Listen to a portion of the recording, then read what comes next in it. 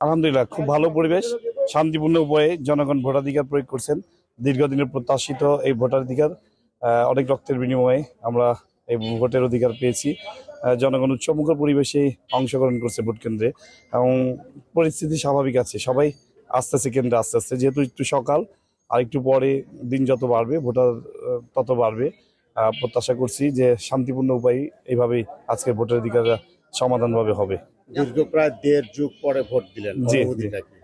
বুঝতেই তো পারছেন যে দীর্ঘ 18 বছর, এর মধ্যে একটানা 10 বছর প্রায় কারাগারে ছিলাম এই ভোটের অধিকার প্রতিষ্ঠা করতে গিয়ে। আজকে অন্যরকমের অনুভূতি, এটা ভাষায় প্রকাশ করা যাবে না। এই ভোটের অধিকার প্রতিষ্ঠা করতে গিয়ে আমাদের অনেক রক্ত, অনেক ত্যাগ, অনেক বিসর্জন।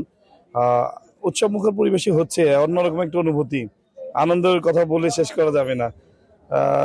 এই ধরনের পরিস্থিতি যাতে বাংলাদেশে বিরাজমান থাকে, সবাই স্বাভাবিকভাবেই যাতে তাদের অধিকারটাকেও, গণতান্ত্রিক অধিকার, মৌলিক অধিকার, মানবাধিকার প্রতিষ্ঠা করার ক্ষেত্রে যাতে আমরা অগ্রণী ভূমিকা রাখতে পারি, পালন করতে পারি, এবং স্বাভাবিকভাবে আমরা যেমন আমাদের জীবন মান উন্নয়নে সকলেই মিলেমিশে আমরা পথ চলতে পারি এবং বাংলাদেশকে একটি নতুনভাবে বিনির্মাণ করতে পারি আমরা।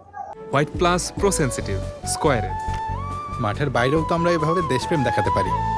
হ্যাঁ, ইনশাল্লাহ, যদি এইরকম পরিবেশ থাকে, আশা করি ইনশাল্লাহ প্রত্যাশিত যে ফলাফল আশা করছি, ইনশাল্লাহ জয়ের ব্যাপারে আমি অত্যন্ত আশাবাদী। কারণ এই এলাকার জনগণ, এই এলাকায় ছিলাম সবসময়, জনগণের পাশে ছিলাম, জনগণ ইনশাল্লাহ ভুল করবে না। ফলাফল যাই আসুক না কেন, সেটাকে মেনে নেওয়ার প্রস্তুতি কিভাবে দেখবেন? ধরেন আপনার বিপক্ষে আসলো বা পক্ষে আসলো, বা যে কোনো ইয়ে করলো, যেমন অতীতে আপনার দিয়েছিলেন যে আপনাদের ক্যাম্প করতে দেয় নাই, আপনাদের ক্যাম্প করছে। এখন গতকালকে থেকে 2 দিনে কেমন? দেখুন, এখনকার পরিবেশ একরকম। অবশ্যই এরকম পরিস্থিতি থাকলে জয় পরাজয় যেটাই হবে মেনে নেব, কিন্তু কেউ যদি ভোট কেন্দ্রে দখল করতে চায় বা কর্মীদের উপর হামলা করতে চায়, কর্মীদের বিভিন্নভাবে সমস্যার সৃষ্টি করতে চায়, তাহলে তো অবশ্যই এটার ব্যাপারে আমাদের কথা থাকবে। কারণ আমরা চাই পরিস্থিতি এরকম হলে, যদি পরাজিত হই তবুও গণতন্ত্রের স্বার্থে আমরা এটাকে মেনে নিব যে একটা ভোট সুষ্ঠুভাবে হয়েছে, জয় পরাজয় তো থাকবে। আমাদের এই এলাকাটা আপনার ঘনবসতিপূর্ণ জনবহুল একটি এলাকা। নির্বাচিত হলে অবশ্যই আমাদের এই এলাকায় সবচেয়ে বড় যে তীব্র সংকট, একটা নেতৃত্বের সংকট।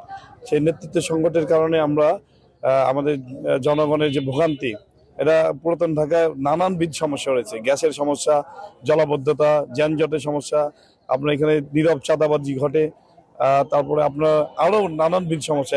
একটু আগুন লাগলে এই এলাকা থেকে লোকজন বের হতে পারে না, আমাদের চোখের সামনে পুড়ে মারা যাচ্ছে, নানানবিধ এরকম সমস্যা আছে। ইনশাল্লাহ এই সমস্যাগুলো নিয়ে তো আমি কাজ করে যাচ্ছি, কারণ নেতারা নির্বাচনের আগে এই ধরনের প্রতিশ্রুতি দেয়, কিন্তু আমি এর আগেই এই কাজগুলো করে দেখার চেষ্টা করেছি।